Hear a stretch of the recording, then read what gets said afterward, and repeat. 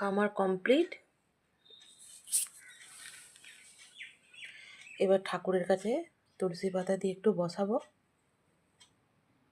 ভোগ দেবার পর সবাই মিলে খাবো। নবান্ন হবে আর গুড়ের পায়েস হবে না, একদম ইনকমপ্লিট।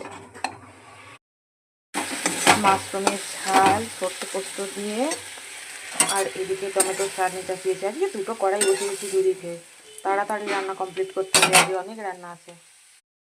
পালং শাকের চচ্চড়ি, সিম বেগুন সব কিছু দিয়ে চচ্চড়ি, আর হচ্ছে আপনার ফুলকপির তরকারি। আজ আমি সারাদিন রান্না করব, মানে কে খাবে তার ঠিক নেই, কিন্তু আমি সারাদিন আজ রান্না করব। ভাজা, কুমড়ো ভাজা, বেগুন ভাজা,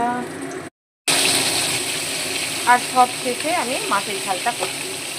চিমনির জন্য এত আওয়াজ হচ্ছে। এবার সমস্ত শুভ কাজেই বলুন মাছের ঝালটা মাছ না, মানে মাছটা মাছ, ঝালটা মাছ না, মাছটা মাছ। এই আমার আজকে নবান্নর স্পেশাল কিছু নয়, তবু আজকে 5টা 5 রকম রান্না করে দিয়েছি।